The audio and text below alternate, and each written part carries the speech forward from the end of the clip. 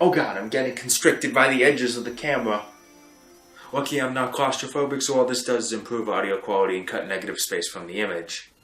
This is the time to improve production values, like the transition from the small island villages of Matanui to the thriving technological city of Metro Nui. 2004 was the beginning of the story of the Toa Metru, of the plague that befell their city, how they took the Matoran away and became the Turaga of Matanui. Maybe now that the setting is getting more advanced, the games will too.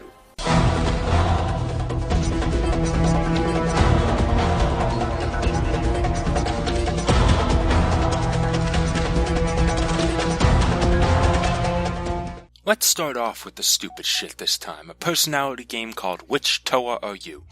Just in case you need to know which Toa Metru your personality lines up with without the ability to tell everyone who you've ever met on Facebook. And earn points for it, apparently. It's one of those really stupid tests where all the choices are so transparent and obvious who they represent, there's little room for relatability. Yes, I know exactly what I would do if a talking evil plant sprouted in my garden. And apparently I'm a horrible, sinful fusion of Vakama and Matau, just like I always dreamed. Bionicle Colgate. Brush your teeth, kids. Or don't, because Colgate isn't mentioned anywhere in here. The game also has nothing to do with tooth care. These guys don't even have teeth. Who thought of this cross-promotion? Tiny stages, collect all the collectibles while avoiding getting hit. Don't question why the collectible meter isn't always full at the end of a stage, and let your brain die.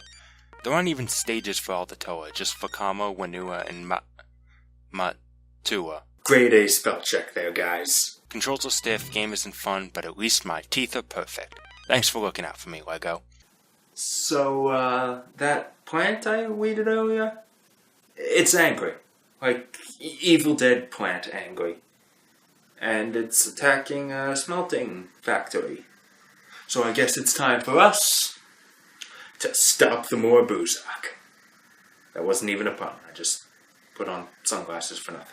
This is actually the first game we've played I remember playing as a kid, and as a kid who wasn't allowed to own a game console, the fact that this game was 3D was super impressive. It's an FPS, and since I remember it as a kid, it has to be amazing, a pinnacle of the genre that all modern games pale in comparison to.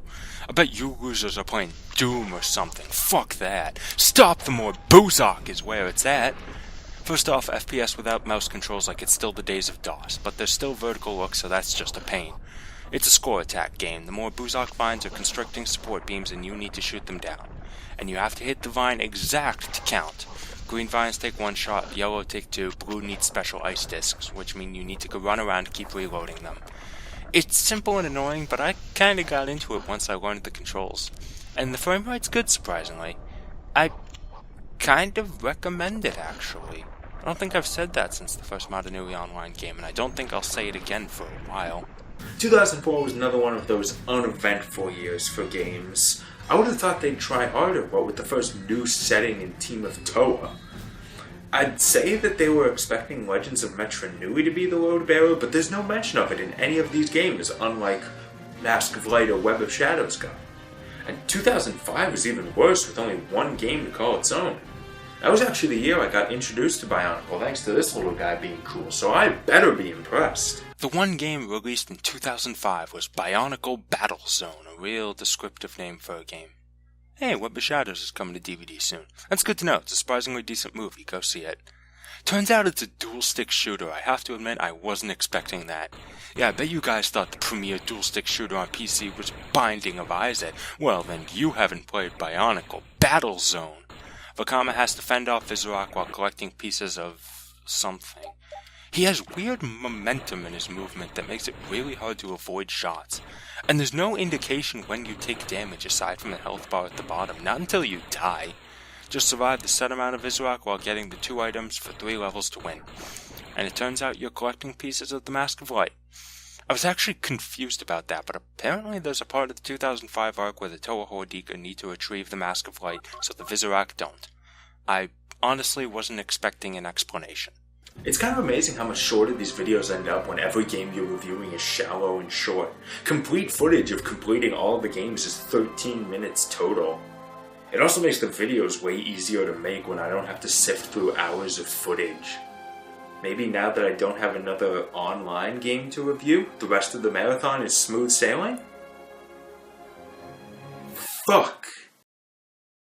I'm sorry this video is so phoned in. There seriously wasn't anything to say about these games. I swear, the next video will have more to say. No, don't leave. Please stay.